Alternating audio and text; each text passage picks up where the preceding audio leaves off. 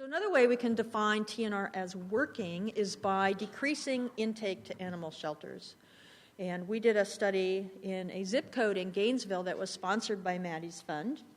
We picked a zip code that had a high number of cats going to animal control, and we wondered if we really focused our TNR efforts intensively on that zip code, could we do enough to actually impact the number of cats expected to go to animal control.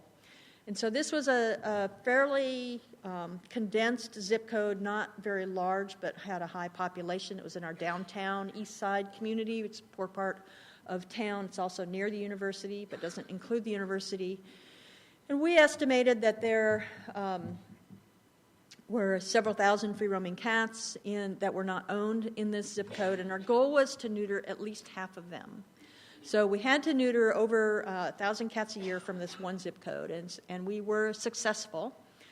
We worked very closely with animal control, so any complaints that residents had from the zip code were referred to us. And what we found was we could almost always resolve a complaint.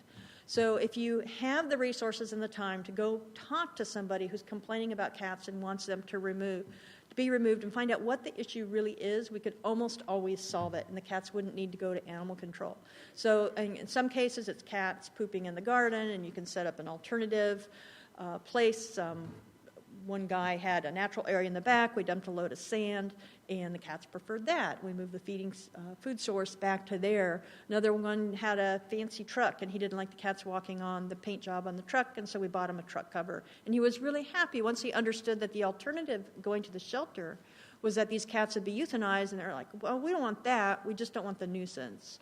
And then a lot of the nuisance, of course, that people complain about, cats spraying, fighting, harassing the indoor cats, seeing sickly kittens all over, of course, that is resolved by neutering as well. And so what we were interested in looking at is what was the cat intake from that zip code during our study compared to the cat intake in the rest of the community.